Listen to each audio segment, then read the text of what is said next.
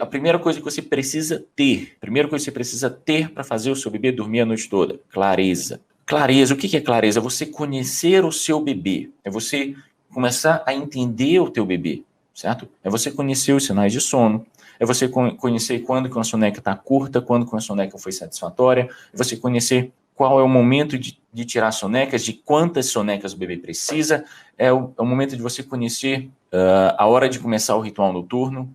Isso é clareza. Segunda etapa, que a gente até já comentou, é determinar as principais causas para os despertares. E aqui, eu não digo nem determinar, mas é principalmente você descartar as principais causas. Nesse primeiro momento, você precisa descartar o seu foco vai ser dizer não.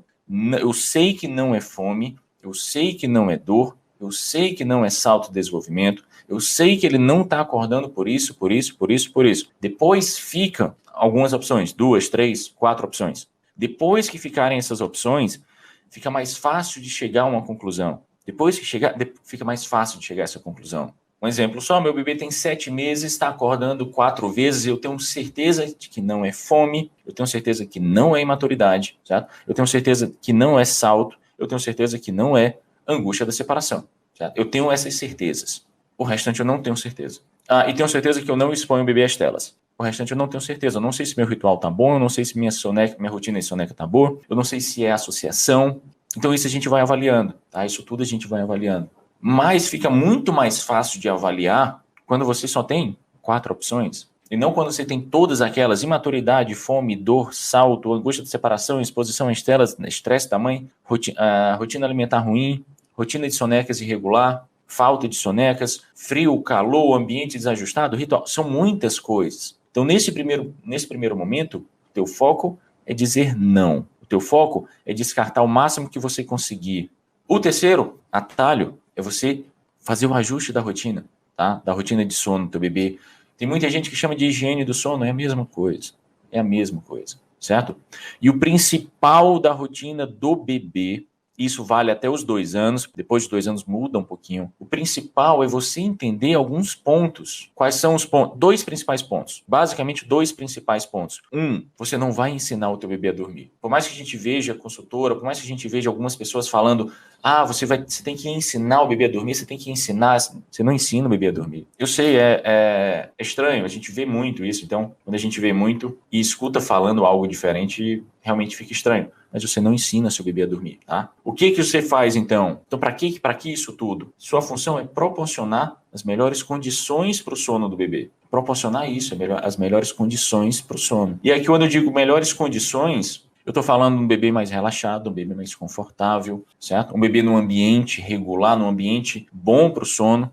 É disso que eu estou falando. Não é ensinar. Você vai ensinar muita coisa para o teu bebê. Você vai ensiná-lo a andar da melhor forma, você vai ensiná-lo a ler, você vai ensiná-lo a falar da forma correta, mas dormir não, certo? Você vai proporcionar as melhores condições para ele, e é isso que a gente ensina aqui, e é isso que eu ensino aqui, tá? Segundo ponto principal do ajuste da rotina que eu preciso que você tenha muito claro, você não determina horário. Não é você que determina os horários. Como que eu faço para o meu bebê dormir 8 horas à noite? Como que eu faço para o meu bebê só precisar de 3 sonecas? Você não faz. E é preciso que isso fique claro desde o começo. Você não faz. Eu não tenho, você não tem, nenhuma de vocês tem qualquer controle sobre o horário que o bebê dorme. Sobre o horário que você, tá? Não é você que faz dormir. Não é você que faz dormir. Tua função é garantir as principais condições e o bebê relaxado para que ele durma. E quando que ele vai dormir? Quando tiver com sono. Você pode ter o melhor ritual do sono possível, o melhor ambiente possível, isolamento acústico perfeito, tudo escurinho, friozinho, bonitinho. Se ele não tiver com sono, ele não vai dormir. Se ele não tiver com sono, ele não vai dormir. Não adianta. Ele vai dormir quando ele tiver sono. Então, entenda. Você não controla, a gente não controla o horário que ele dorme. A gente precisa entender os horários dele, as necessidades dele. Isso fica muito confuso no começo. Por quê? Porque a gente vê constantemente. O ideal, o certo é fazer o bebê dormir 7h30, 7h30, 7h30. Você não consegue, tem bebê que vai dormir 6h15. Como foi o caso da Lulu, que eu falei ontem, tá salva no meu feed, a live com ela. 6h15, 6h30. Tem bebê que vai dormir muito cedo.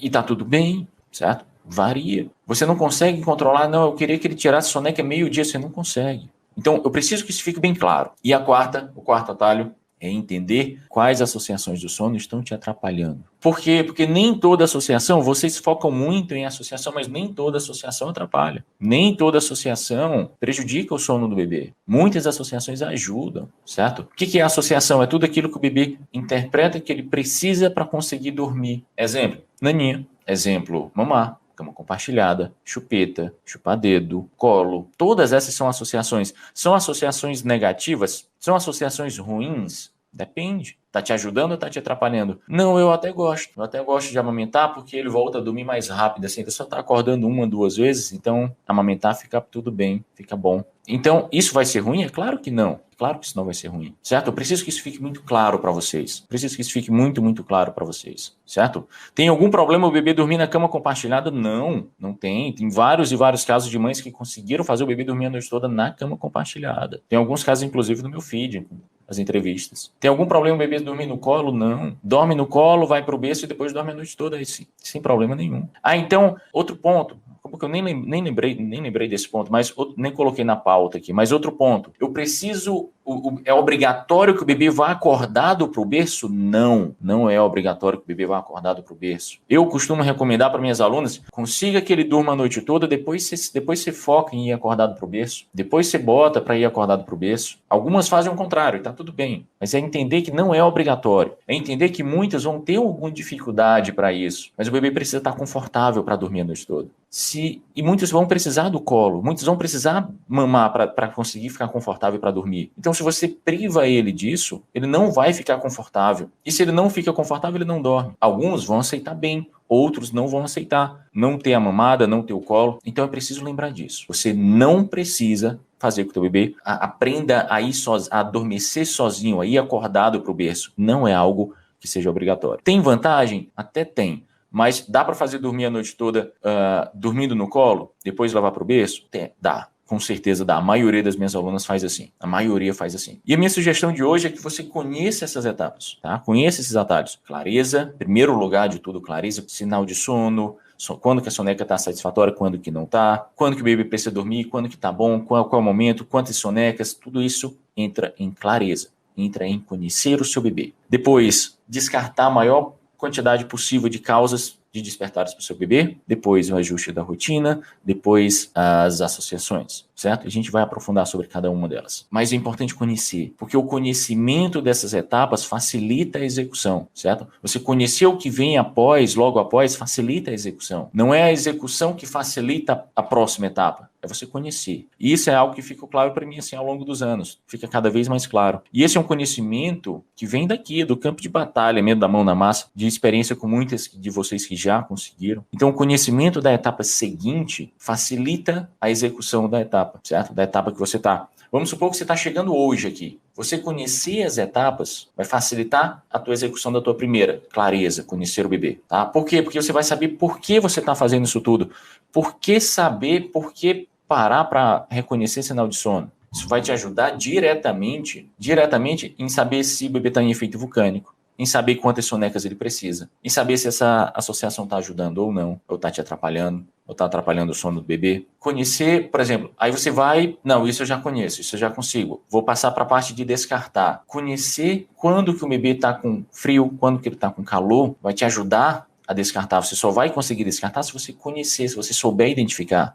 Se você souber identificar quando que um ambiente está ajustado, a temperatura está boa ou não. Então, o conhecimento vai facilitar, o conhecimento dessas etapas vai facilitar a execução da etapa que você está, certo? Então você vai lá no manual, vai lá na mentoria, aí assiste as aulas e depois não sabe o que fazer, tá? E quando você estiver na execução de identificar e resolver essas causas, se tiver com dificuldade, assiste a etapa seguinte, continua assistindo as aulas, aí depois volta para executar, tá? Você está executando e está com dificuldade, assiste as aulas seguintes, depois volta e executa, certo? Vai tirando suas dúvidas, volta e executa. É muito comum deixar alguma coisa passar no processo, nesse processo de estudo, nesse processo de assistir aula, é muito comum. Todo mundo deixa algo passar. Então, se você está perdido, conheça a etapa seguinte, estude as etapas. E é preciso que fique claro quais são as necessidades do teu bebê. Quanto tempo, para pensar, quanto tempo o teu bebê aguenta ficar acordado? Quanto tempo ele precisa dormir nas sonecas? Ficar acordado primeiro, quanto tempo ele consegue até que fique com sono? Quanto tempo? 1 hora, 1 hora e meia, 2 horas, 3 horas?